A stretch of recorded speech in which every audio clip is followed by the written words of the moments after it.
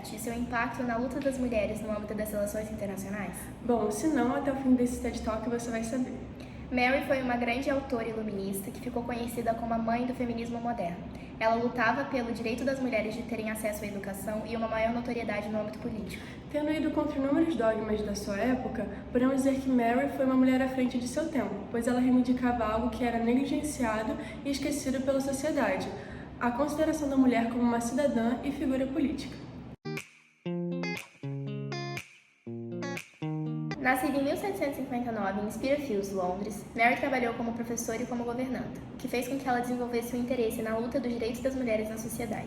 Esse fato também impulsionou muito a sua visão crítica sobre os papéis de gênero na sociedade, pois Mary, ao longo de sua vida, passou por inúmeras situações de opressão, tanto em sua vida profissional quanto em sua vida pessoal, pelo seu gênero. O início dos seus pensamentos críticos se deu com a fundação de uma escola em 1784, porque lá ela conseguia debater sobre os pensamentos iluministas e progressistas. Mary teve uma imponente carreira literária. Basicamente todas as suas obras eram pautadas na reivindicação dos direitos femininos pela educação. Uma de suas principais obras foi Thoughts on the Education of Daughters, que foi publicada em 1787. Mas a sua obra mais famosa foi a Reivindicação dos Direitos das Mulheres, porque ela argumentava sobre a igualdade de gênero nos direitos. E isso ia contra o senso comum até mesmo dos revolucionários, porque ela dizia que os homens e as mulheres tinham as mesmas capacidades. Bom, é importante apontar, né, que o movimento iluminista, mesmo tendo sido um movimento de igualdade, ele era direcionado apenas ao público masculino, né, aos homens, pois nessa época, até mesmo até os dias atuais, as mulheres são muito objetificadas, fazendo com que nós não fôssemos vistas nem mesmo como cidadãs.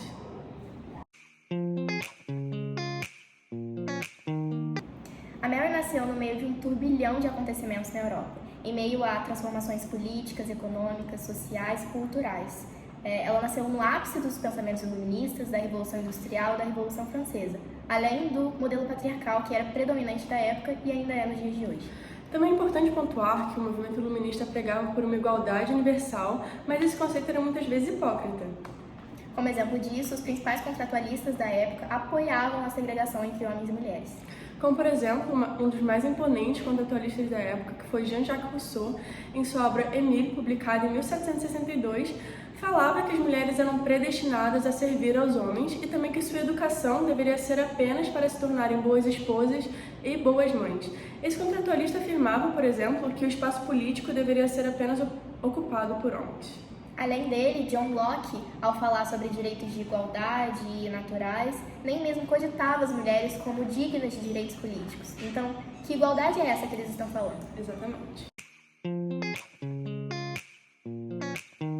Mary Wollstonecraft é considerada a pioneira do feminismo político.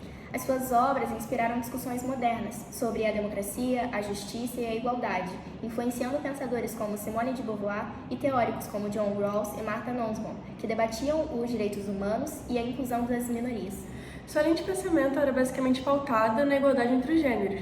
Muito diferente do que muitos pensam, não era baseada na opressão dos direitos masculinos com a emancipação dos direitos femininos. Basicamente, a Mary reivindicava a educação para as mulheres porque ela acreditava que assim nós conseguiríamos nossa emancipação.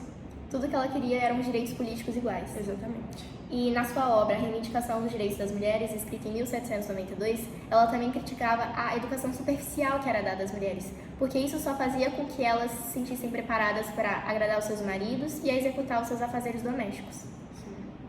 Mary argumentava que a educação deveria ser pautada na busca pela virtude e pelo raciocínio, ou seja, as mulheres deveriam ter plena contribuição para a sociedade como um todo. Porque enquanto Rousseau enfatizava a liberdade e a igualdade como bases do contrato social, a Mary apontava que isso era injusto, porque isso excluía as mulheres. Ela denunciava a hipocrisia de uma sociedade que pregava igualdade só para os homens. Que legitimidade de democracia é essa que exclui metade da sua população? Para Mary, a política deveria ser baseada na virtude, ou seja, todos deveriam ter acesso à política para que fosse alcançado um bem comum. Sim, porque a exclusão das mulheres do espaço político público enfraquecia uma moralidade coletiva, já que apenas uma parcela da população podia realmente ajudar a criar políticas públicas, éticas e boas. Podemos ver isso pensando que se as mulheres tivessem desde sempre tido acesso à política, ciência, medicina, nossa sociedade seria muito mais desenvolvida atualmente. Mary Wollstonecraft Wollstonecraft, uma das principais figuras do iluminismo e precursora do feminismo moderno, deixou um legado significativo para o campo das relações internacionais, mesmo que de forma indireta, pois Mary lutou contra o fim desse sistema patriarcal e por uma melhor posição das mulheres no campo político e público. Na sua obra mais famosa, Reivindicação dos Direitos das Mulheres, ela trazia uma crítica contundente sobre a exclusão das mulheres no pensamento crítico, no sistema educacional e das decisões políticas. Questões que são fundamentais se a gente está aqui falando sobre a construção de uma sociedade justa e igualitária. Exatamente, porque até os dias atuais, cerca de 1 a cada 10 líderes políticos são mulheres. Mesmo que esse seja um número ínfimo, para muitos insignificante, se nós hoje em dia falamos sobre isso, trazemos essa problemática, temos essa pauta, é porque muito antes de nós, mulheres como a Mary, falaram sobre isso. E esse foi justamente o seu maior legado, a influência no feminismo do século XIX, que perdura nos debates sobre a luta dos direitos femininos até os dias de hoje. Por isso ela é considerada uma figura central na história do feminismo e dos direitos humanos.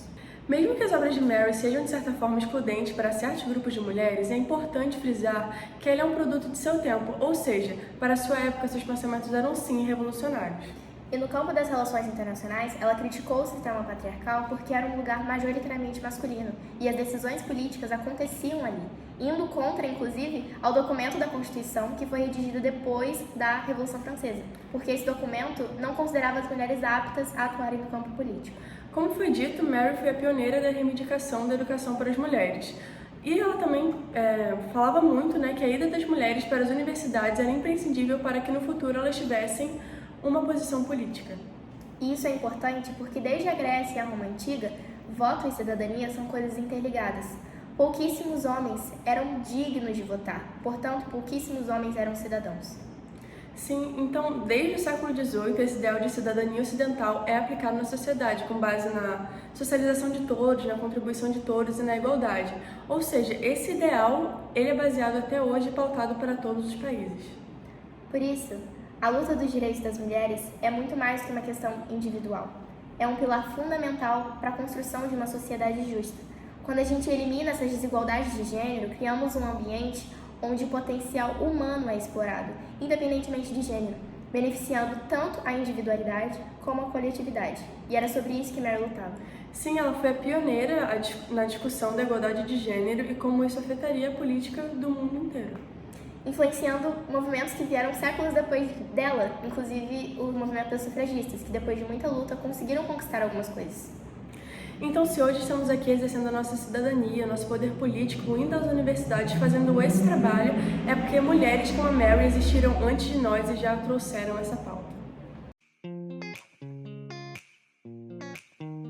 Concluindo, Mary Wollstonecraft não foi apenas uma pioneira na luta dos direitos das mulheres, mas também uma crítica incisiva às bases que fortaleciam esses preconceitos.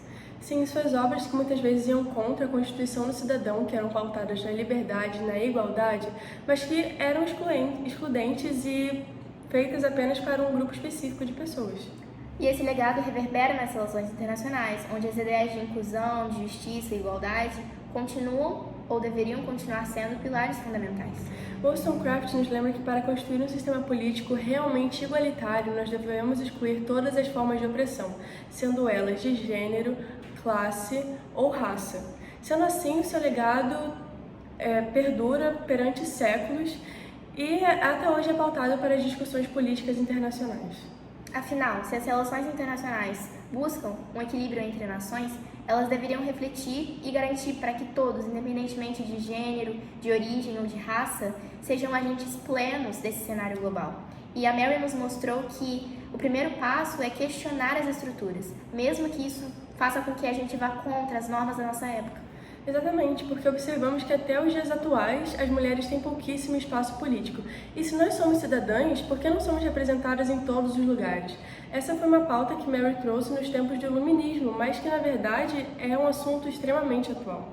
E um exemplo prático de tudo isso que a gente está falando é como ela escreveu dezenas de livros sobre isso, dezenas de livros sobre a situação das mulheres nessa época, e nós, que estudamos por anos sobre isso na escola, nunca ouvimos falar dela. Exatamente, nós vamos falar sobre Jean-Jacques Rousseau, Thomas Hobbes, John Locke, mas não vamos falar sobre uma das únicas mulheres que trouxeram essa pauta no Iluminismo.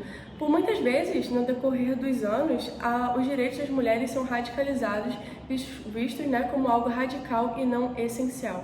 Se hoje eu estou aqui, se hoje a Alice está aqui, se hoje todas as mulheres que estudam na UF, em qualquer outra universidade estão aí, é porque nós tivemos que lutar muito para conseguir esse local de fala. Sim. Bom, muito obrigada por assistir o nosso TED Talk. A gente quis trazer um assunto, embora seja atual, foi falado há séculos atrás.